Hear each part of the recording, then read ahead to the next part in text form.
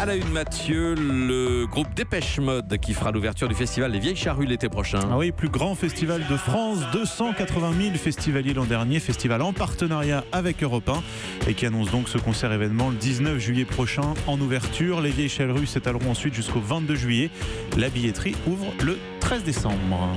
Beaucoup de sorties de livres à noter aujourd'hui. Notamment les carnets d'Éric Cantona chez Flammarion. Canto publie donc ses carnets de notes sur lesquels il compile ses pensées, des petits textes, ses petits dessins. Alors parfois on dirait un peu un carnet d'enfant.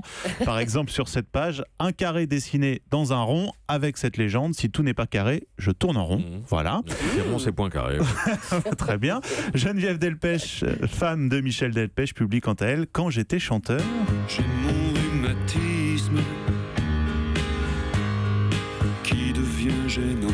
Livre qui retrace la vie du chanteur de son enfance à son combat contre la maladie. Livre de témoignages et d'extraits là encore de ses carnets. Et puis en bande dessinée, je vous conseille la dernière production de Marc-Antoine Mathieu, Le Livre des livres. Si vous aimez cet auteur, il publie une compilation des unes qu'il n'a pas utilisées pour ses albums, couverture d'histoire qu'il n'a pas terminée. C'est chez Delcourt. Les couvertures auxquelles vous avez échappé. C'est un peu ça, exactement. Ouais. C'est aujourd'hui que débute l'exposition consacrée à Henri-Georges Clouzot à la Cinémathèque. Réalisateur notamment des Diaboliques, du Mystère Picasso ou encore du Salaire de la peur, Palme d'Or à Cannes en 1953. Un groupe d'hommes est chargé de transporter en Amérique du Sud un camion rempli d'explosifs. 4 hommes vont jouer leur vie au volant de ces camions. Une simple goutte de ce liquide. Ils atteindront les limites du danger, du courage et de la peur. Voilà, un remake du film a ensuite été réalisé par William Friedkin. Revoyez ces deux films et découvrez l'œuvre de Clouzot à la Cinémathèque, Le Mystère Clouzot, jusqu'au 29 et juillet. lisez le roman de Georges Arnaud, qui a inspiré les films, exactement. Et alors, juste après, vous pouvez lire Philippe Janeda sur la Serpe et sur le crime de Georges Arnaud. Et puis la seule comédie qui est tournée, Clouzot aussi, qu'on peut revoir aujourd'hui, c'est Miquette et sa mère. Georges Clooney annonce qu'il pourrait... De Clouzot à Clooney. De Clouzot à Clooney, oui. D'accord. Merci.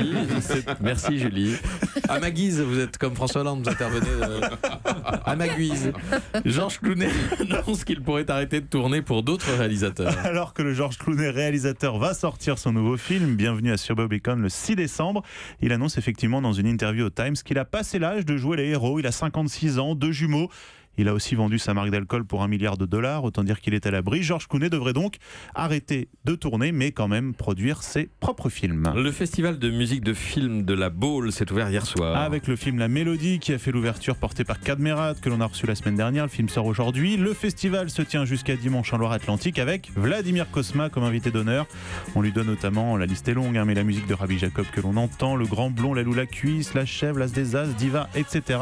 Il donnera un grand concert samedi soir. Catherine Deneuve sera également là. Europe 1.